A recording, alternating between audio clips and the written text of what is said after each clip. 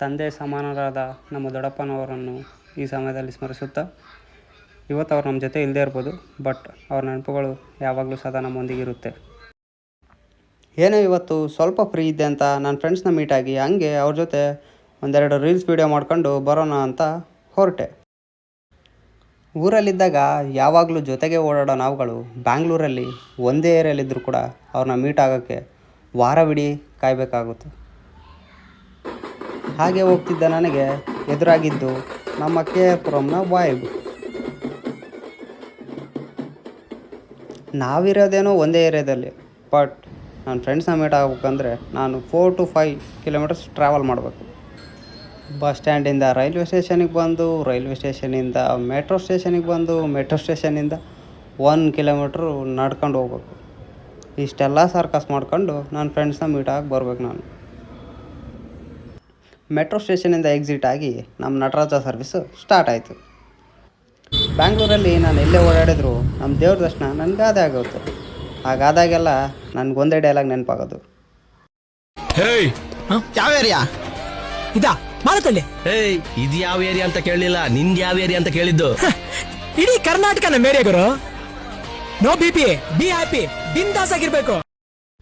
ಕೊನೆಗೂ ನನ್ನ friends room ಹತ್ರ ಬಂದೇ ಬಿಟ್ಟೆ. ರೂಮ್ ಹತ್ರ ಏನೋ ಬಂದೆ. ನನ್ನ ಮಕ್ಕಳು ಏನು ಮಾಡ್ತಾರಂತ ನೋಡೋಣ ಅಂತ ಹೋದರೆ ಇಬ್ಬರು ರೂಮಲ್ಲಿರಲಿಲ್ಲ.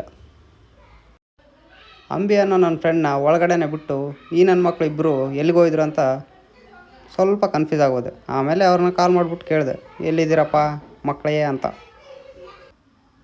ಆಮೇಲೆ ಗೊತ್ತಾಯಿತು, ಒಬ್ಬನು ಜಿಮ್ಮಲ್ಲಿದ್ದಾನೆ, ಇನ್ನೊಬ್ಬನು ಕಟಿಂಗ್ ಶಾಪಲ್ಲಿದ್ದಾನೆ ಅಂತ.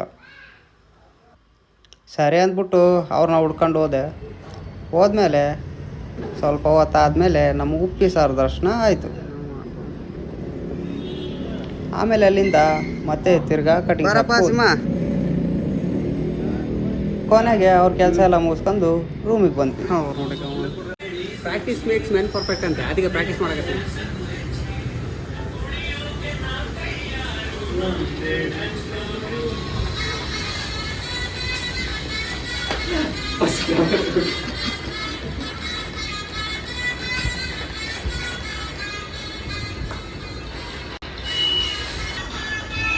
ಇದು ಭರತನಾಟ್ಯ. ತಿತ್ತಿತ್ತೈ ಜಿಗಿತಿತ್ತೈ ತಿತ್ತಿತ್ತೈ. ಇದು ಕೂತ್ ಬಿಡ್ಬೇಕಾ? ಅಷ್ಟೇ ಹಾಕಲೇ.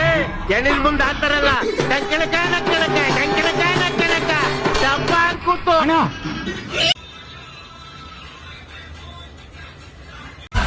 ಏನಪ್ಪ ನಿಂದು? ನೆಕ್ಸ್ಟ್ ನೆಕ್ಸ್ಟ್ ಪರ್ಫಾರ್ಮೆನ್ಸ್ಗೋಸ್ಕರ ಕಾಯ್ತಾ ಇದ್ದೀನಿ. ದೇವರಾಡ ನನಗೇನು ಗೊತ್ತಿಲ್ಲ ಅಂತ ಹೇಳ್ಬಿಡೋ, ಹುಚ್ಚಿಡ್ದು. ರೂಮಲ್ಲಿ ಪ್ರಾಕ್ಟೀಸ್ ಮಾಡಬೇಕಾದ್ರೆ ನಮ್ಮ ಹುಡುಗನ ಎನರ್ಜಿ ಲೆವೆಲ್ಲು ಈ ರೇಂಜಲ್ಲಿರುತ್ತೆ. ಬಟ್ ರೋಡಲ್ಲಿ ಮಾಡಬೇಕಾದ್ರೆ ಅದೇನಾಗುತ್ತೋ ನನಗಂತೂ ಗೊತ್ತಿಲ್ಲ. ಮುಂದಿನ ವಿಡಿಯೋದಲ್ಲಿ ನೀವೇ ನೋಡಿ.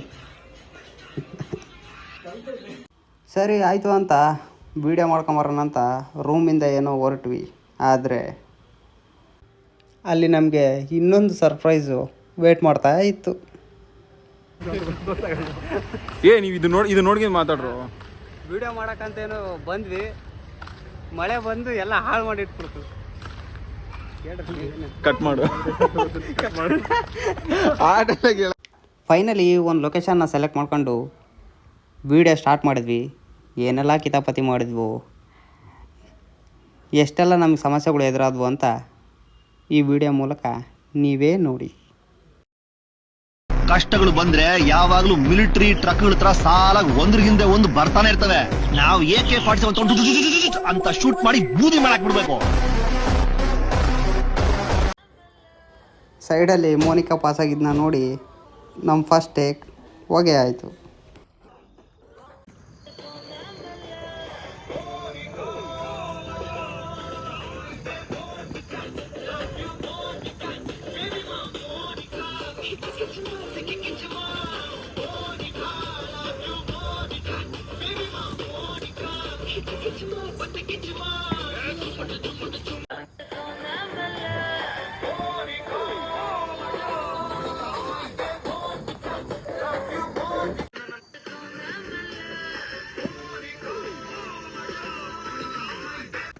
ಅವನೇನೋ ನನಗೆ ಹೇಳಿದ್ದ ನಾ ಸ್ವಲ್ಪ ಇಂಟರ್ವರ್ಟ್ ಅಂತ. ಆದರೆ ವಿಡಿಯೋ ಸ್ಟಾರ್ಟ್ ಮಾಡಿದ ಮೇಲೇ ಗೊತ್ತಾಗಿದ್ದು ನನಗೂ ಅವನು ಯಾವ ರೇಂಜಿಗೆ ಇಂಟ್ರೋವರ್ಟ್ ಅಂತ.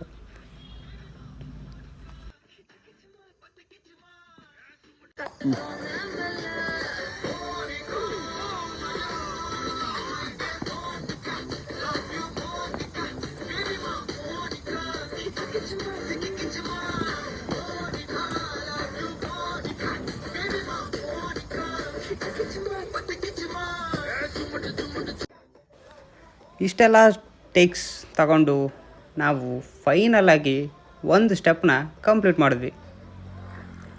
ಹಾಗೆ ಕಂಪ್ಲೀಟ್ ಮಾಡಿದ ಖುಷಿಗೆ ನೆಕ್ಸ್ಟ್ ಸ್ಟೆಪ್ಪಿಗೆ ಮೂವ್ ಆದ್ವಿ. ನಾವಲ್ಲಿ ಮಾಡಿದ ದೊಂಬರಾಟನೆಲ್ಲ ನೋಡಿ ಅಲ್ಲಿದ್ದ ಜನಗಳು ಸ್ವಲ್ಪ ಶಾಕಾಗಿ ನೋಡ್ತಿದ್ರು.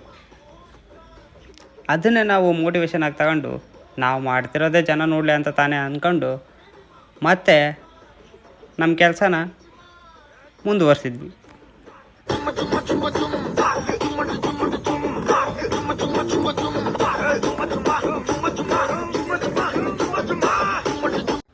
ಅಲ್ಲಿದ್ದ ಎಲ್ಲ ಪ್ರೇಕ್ಷಕರಿಗೂ ನಮ್ಮ ಡ್ಯಾನ್ಸ್ ನೋಡಿ ತುಂಬ ಖುಷಿಯಾಗಿ ತಮ್ಮ ಮನೆಗೆ ಹೊರಟರು.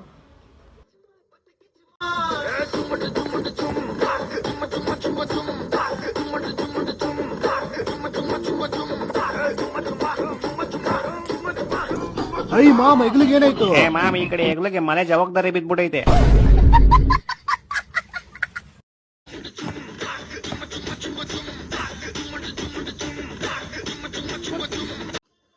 ಕೊನೆಗೆ ಇಬ್ಬರು ರೊಚ್ಚಿಗೆದ್ದು ಸ್ಟೆಪ್ 2ನ ಕಂಪ್ಲೀಟ್ ಮಾಡಿದ್ವಿ.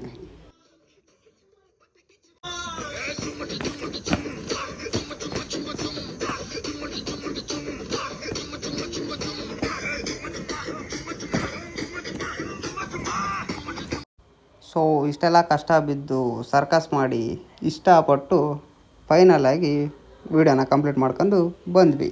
ಸೊ ಇದಾಗಿತ್ತು ನಮ್ಮ ಮೇಕಿಂಗ್ ವೀಡಿಯೋ ಕತೆ. ಇದರ ಫೈನಲ್ ವೀಡಿಯೋ ಇನ್ಸ್ಟಾಗ್ರಾಮಲ್ಲಿ ನಾಳೆ ಪೋಸ್ಟ್ ಮಾಡ್ತೀವಿ. ದಯವಿಟ್ಟು ಎಲ್ಲರೂ ಅಲ್ಲೇ ನೋಡಿ.